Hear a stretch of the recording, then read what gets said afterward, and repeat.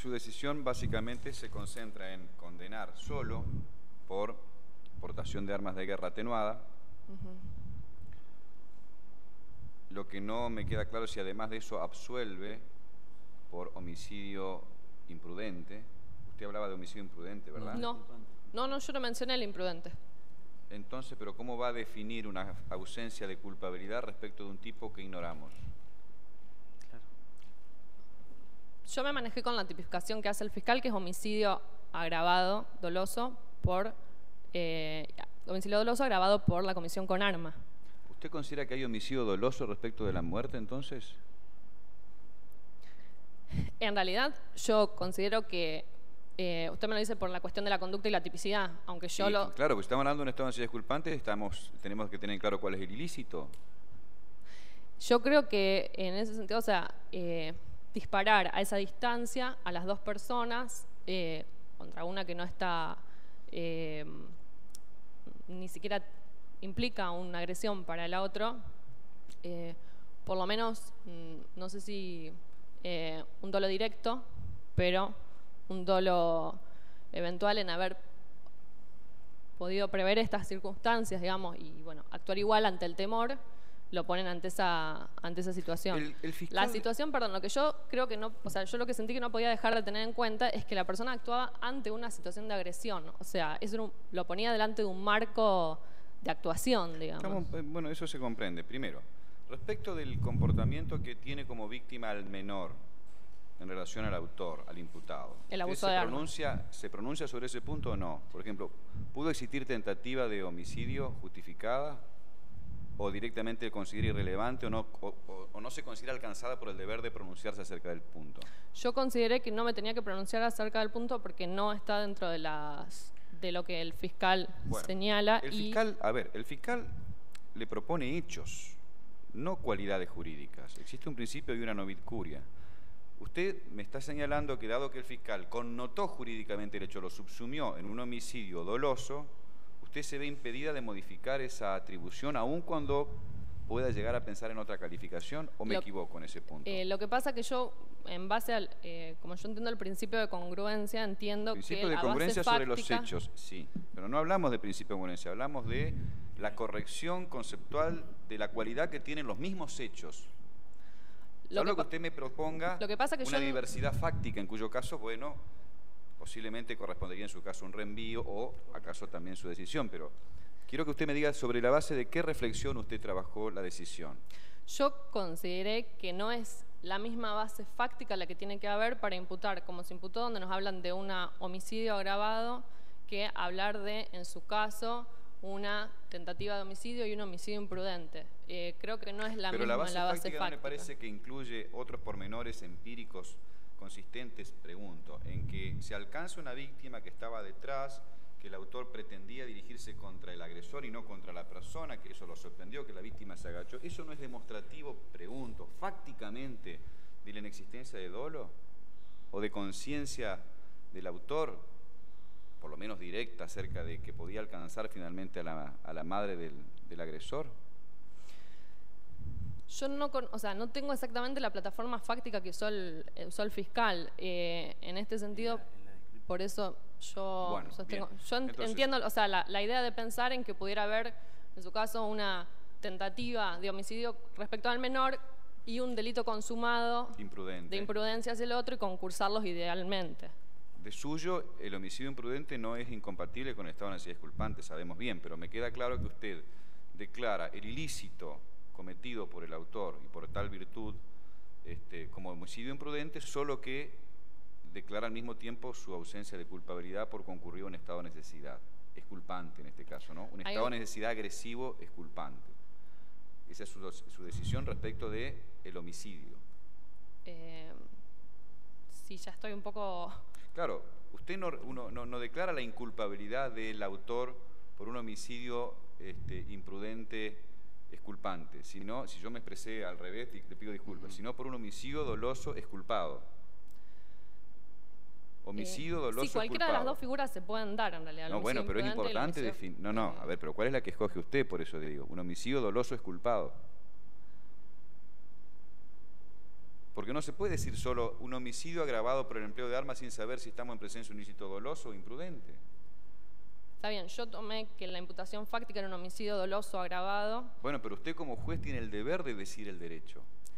Yo lo entiendo, pero yo, digamos, en lo que disiento es en que para mí la imputación fáctica no podía ser la misma. Bueno, la imputación fáctica, ¿qué le sugiere a usted? ¿Que el autor conocía que estaba matando o que ignoraba que estaba matando? Si lo quiere plantear en esos términos, dígame a ver si sabemos si estamos hablando de un ilícito doloso o imprudente. Es culpado en cualquier caso. Si conocía que estaba matando. Claro. Si conocía que estaba matando, si le era cognoscible la muerte. Le era conocible. Cognoscible, bueno. Sí. Entonces un homicidio imprudente es culpado. Ahora,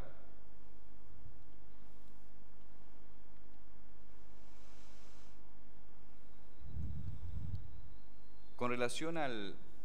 o sea, dado que el fiscal incluyó en su imputación todo cuanto concierne a la muerte y no mencionó siquiera lo atingente a la tentativa de homicidio, ¿usted se considera relevada del deber de pronunciarse sobre eso? Sí, en este caso sí.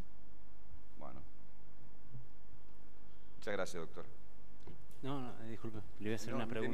De mi lado ya. Perdón. Sí.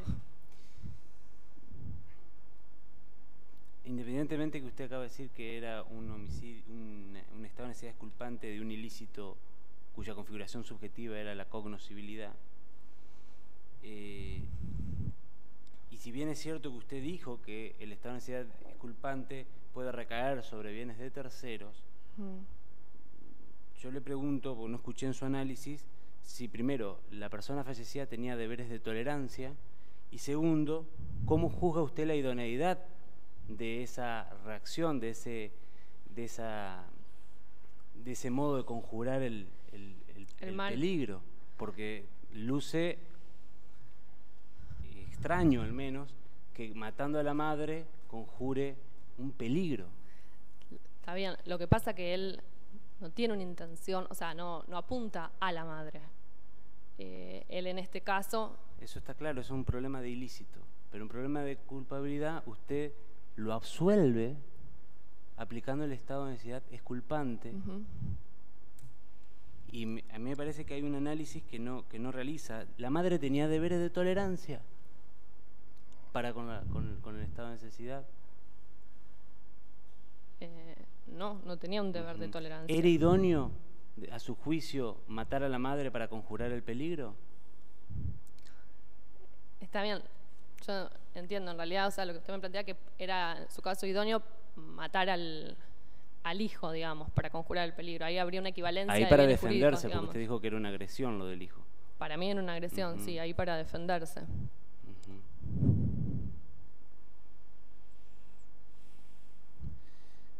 Y por último, respecto a la primera parte del esquema de su sentencia, dedujo que usted participa o sostiene la teoría del riesgo procesal o del peligro procesal al momento de dictar medidas cautelares. Yo lo analizo en realidad desde los fines que nos pone el Código Procesal, que nos habla de eso. Bueno, yo le pido que lo analice críticamente. Y si usted diría que la medida cautelar de ningún modo es una pena. O comencemos por ahí. Para usted la medida cautelar de la prisión preventiva, ¿qué naturaleza tiene? ¿Es una pena o no es una pena? No debe ser una pena. Yo le pregunto lo que es a su criterio. ¿Es una pena o no es una pena? Bien utilizada, respetando todos los principios constitucionales, no sería una pena.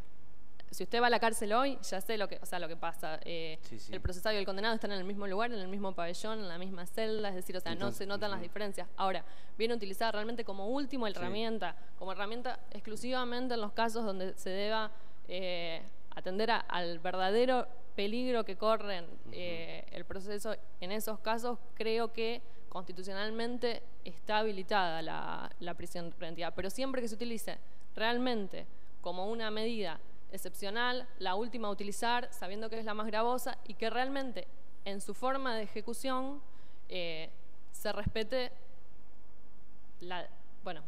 decir el principio de inocencia parece muy contradictorio porque la persona va a estar detenida, ¿no? Pero tener en cuenta las otras salvedades constitucionales que se imponen, como la separación de los condenados, el resguardo absoluto de los derechos, no hay una pérdida de ningún otro derecho.